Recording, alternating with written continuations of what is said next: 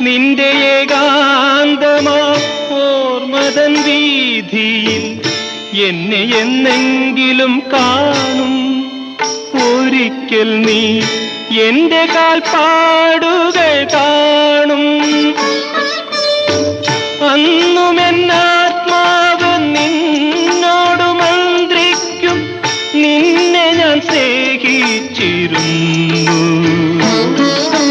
രാത്രി പകലിനോടെന്ന പോലെ യാത്ര ചോദിപ്പൂ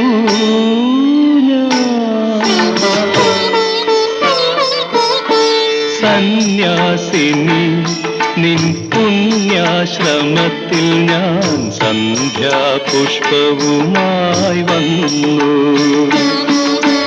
ആരും തുറക്കാത്ത പൂമുഖവാതി